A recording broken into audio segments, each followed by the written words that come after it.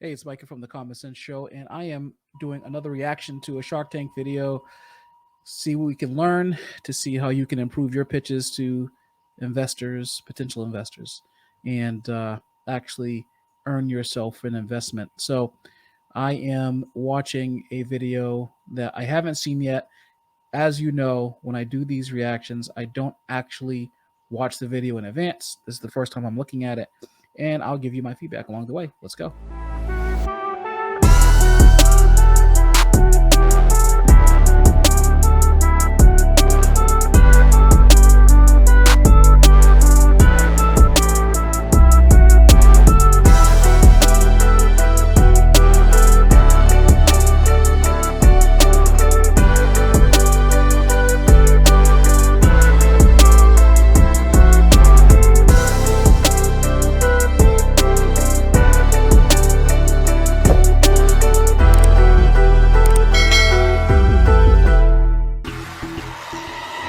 First into the tank is a healthier option for kids.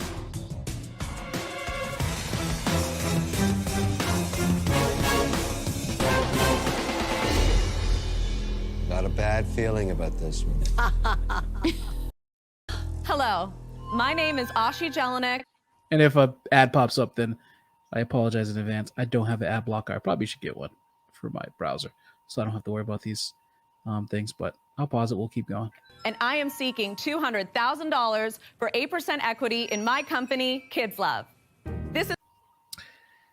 I hope she has sales in a lot of them. She's looking for $200,000 for an 8% stake in her company, which is a lot of capital. So she needs to have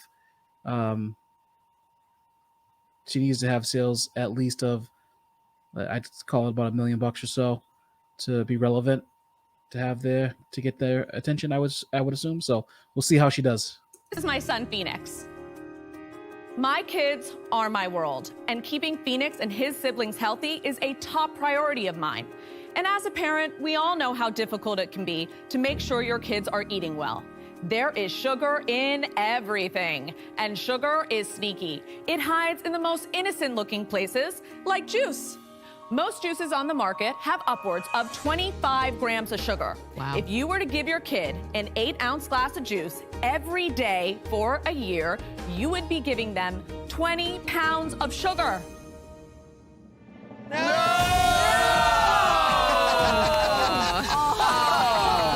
do it. Effective presentation, but she should not dwell for a long time on this. She needs to move right into the meat of her ask to the shark. So I think what she's done so far is good. It was effective, good demonstration, good statistic. About 8-ounce glass of sugar a day, 8-ounce glass of juice a day is 20 pounds of sugar a year, but she needs to keep going. Oh, Phoenix, you are sugar-coated, my friend. I knew I had to give him something better, and that's why I created Kids Love. Okay, Phoenix, get into position. Kids Love has this much sugar.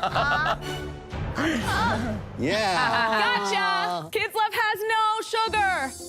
But you know what it does have? Vitamins and minerals, all 12 essential ones. I've created the first zero-sugar functional drink for kids that has certified vegan vitamins and hydration. Kids love it, and parents do too.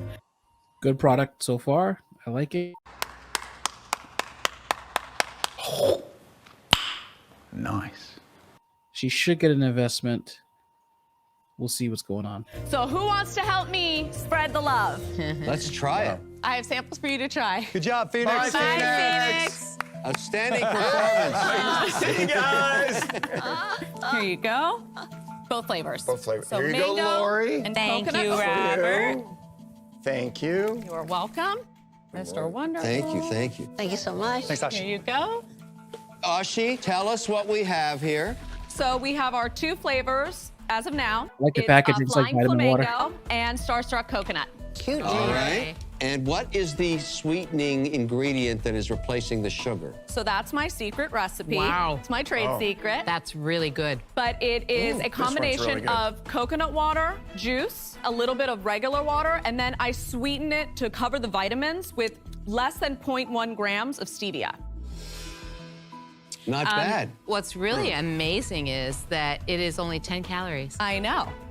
I can really taste the stevia, though. Is that I real can coconut really water? taste That's the the stevia. aftertaste, right? It Yeah. is really And delicious. so It's like you can dries taste your the tongue. stevia, but basically I tried to formulate without the stevia, and then you get the back taste of vitamins. And are the kids And so- pushing back on the stevia aftertaste or not? No, most kids don't notice that. You're messaging So if you haven't tried anything with stevia in it before, stevia is a naturally occurring sugar, doesn't count as sugar.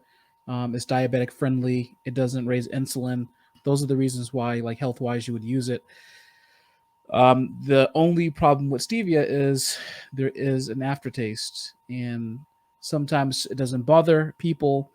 For some people, it does, and that aftertaste is, what does it taste like? Probably like I don't know. It just kind of feels a little. Here I come. Oh, here I I come. don't want to say flowery, but flat. You could definitely feel the aftertaste of a stevia drink when you have it, for sure. I mean, you know it's there. It's not like a disquieting taste where it just makes you feel gross, but like it. I mean, you know, you can feel it for sure. I mean, you could taste it for sure. Yeah, boy.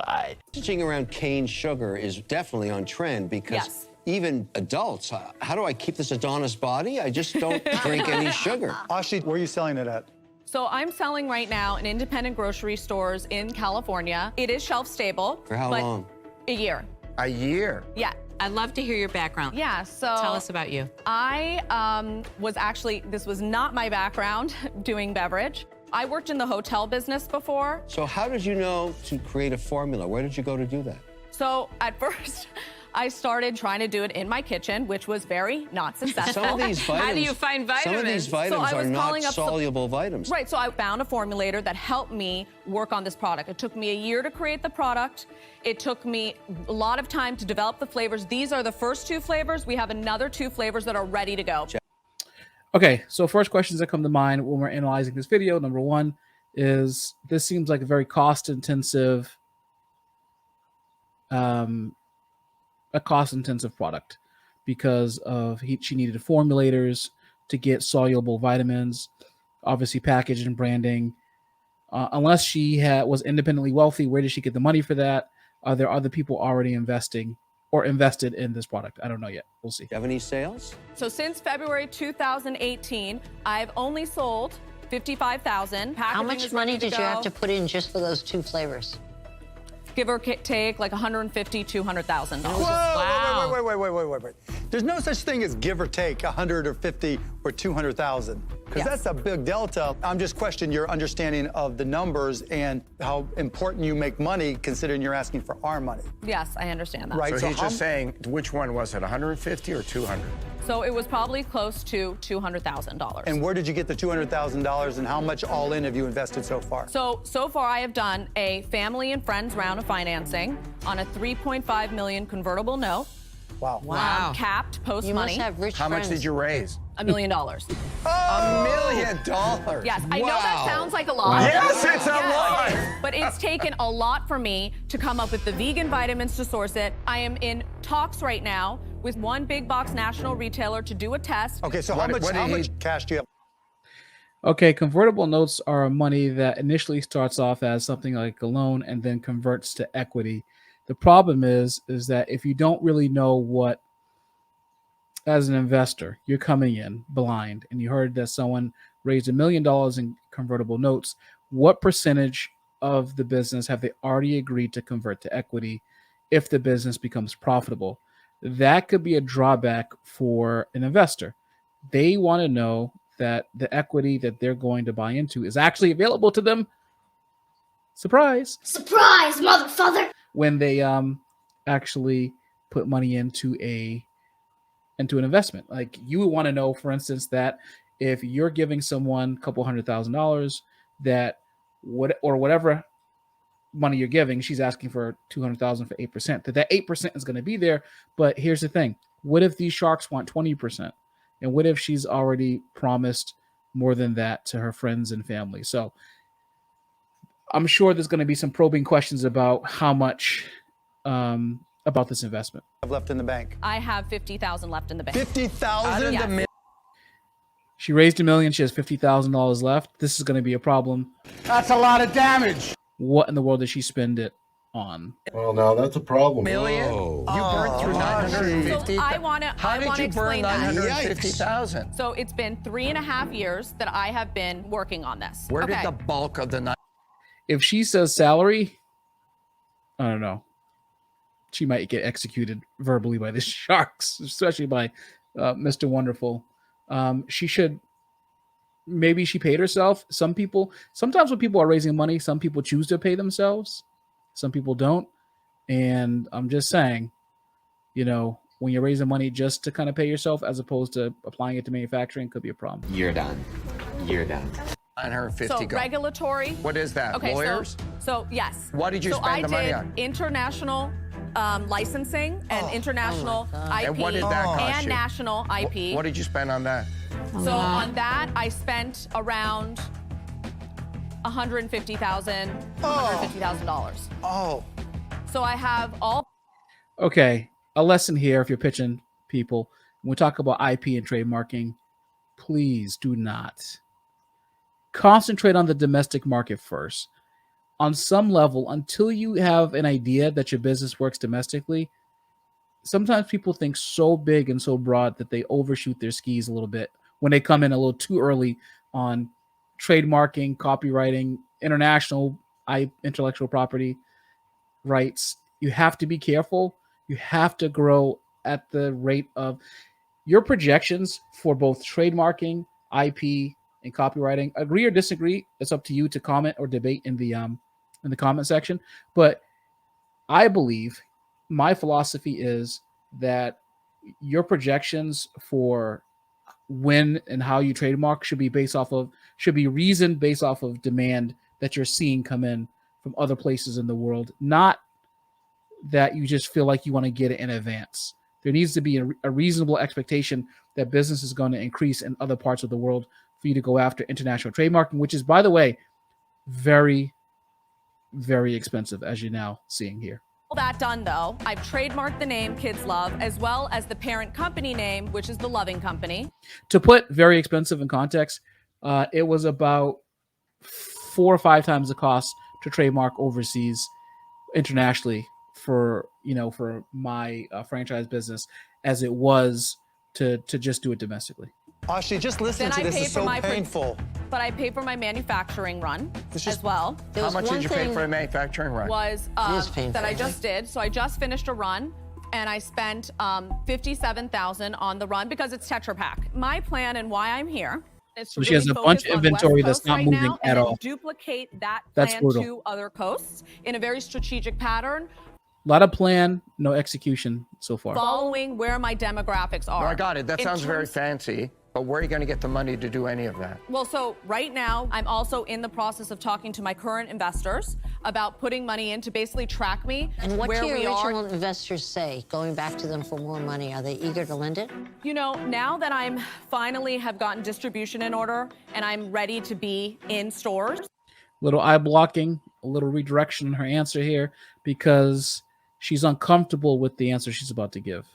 But Ashley, Just in listen 1 to me a month. minute. You did all of that and spent all of that money before you found out the most important component, which is, can it sell? How fast can it sell? How much of it can I sell? Okay, so I am at that point now that I have my distribution in lock. I understand that I spent money. I am totally willing to own. So here's a problem.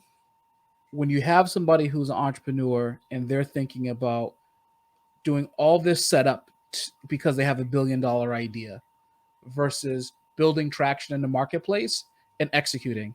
And, now someone can make an argument, for instance, that, okay, you have some traction, but you haven't really fully displayed it. But you have to show that you've gone out to actually gain traction in the markets that you want to actually capture, and that you actually have an idea based off of data that's come in from when you've tried to sell, how you're going to actually deploy this in areas based off of actual evidence. Right now, she has neither. Damn! So she has all this. It's wonderful that she has all this protection and everything, but she doesn't have traction and things to show. And $1 million is a lot of money, and she still hasn't accounted for about $700,000, $800,000 that she got of that money. So who knows where that is? My mistakes and ways that I could have No, saved. but here's the rub. You're not owning your own mistakes, really. The investors that gave you their money are really owning your mistakes. And then you come here and you're asking us to follow your other investors down that little yellow path. My prediction is no investment. They're all out. Well, it makes absolutely no sense. So, it's amazing to me that you don't see what's wrong with that picture. For all of those reasons, I'm out. Yeah, Ashi, I mean, the one thing that you haven't owned up to is saying that you're going door to door. And I understand it's tough with the family. But I am. I'm doing grassroots marketing efforts. Marketing is not sales. Marketing is trying to create demand so that there's sell-through at some point. But I am selling the product. What I had to do in order to get it to the market is to come up with a strategy. And unfortunately, I did not plan on that the distribution was going to take this long to lock down. Again, you say the word distribution. Yeah. I didn't say distribution. You're just talking about me doing it. Yes.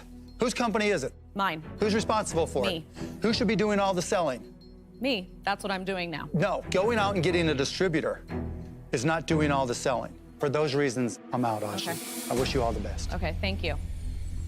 This idea has merit, but we need sell-through data because I don't know if the kids are going to love it. I don't know because I don't see reorders through the distribution you have yet. We are online. Thrive Market in the last 6 months has reordered. She's missing the every point. month. We have sold out so many times that I actually have out of stock Well, look, problems that's in the flavors. encouraging, but I don't want to take this journey with Not you. enough data. I just can't do it. I'm out. I'm sorry. Okay.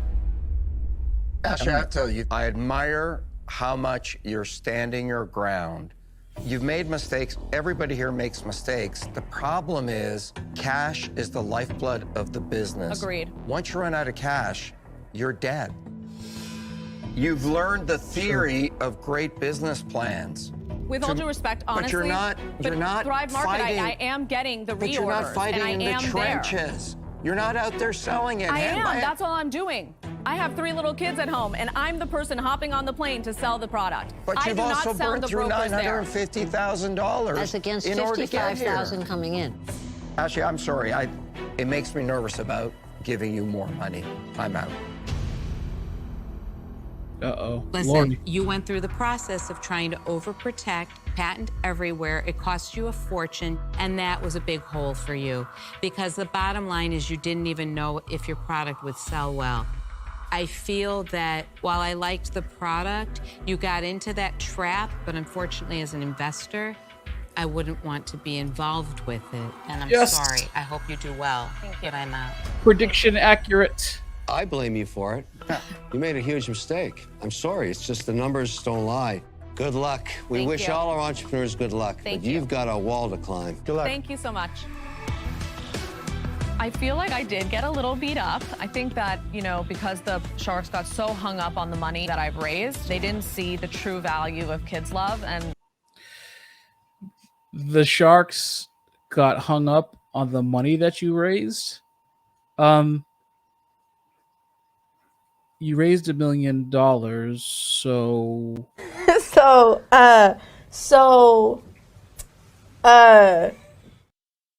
yeah. I'm not exactly sure how they could have got hung up on $1 million that returned $50,000 in sales. Yeah, so you're gonna have to reconcile that. I think they're right. She doesn't take ownership. She needs to sell more or have recruit salespeople to actually sell for her. That needs to be the focus. So she didn't do that. Therefore, they didn't invest. And I agree. I wouldn't have invested either. So, anyways, well, next time, hopefully she does it right. But who knows? Well, anyways, my prediction was accurate. Thank you for tuning in. And to the next reaction, I'm Micah from The Common Sense Show. Don't forget to search The Common Sense Show on YouTube, subscribe, like, and share if you like the comment. And also, feel free to join our Facebook group, the free Facebook group that you can actually talk business, talk with other small business owners or business owners in general that can give you ideas about what's happening and working in marketing and can help you to improve and stabilize your business. I'll talk to you later.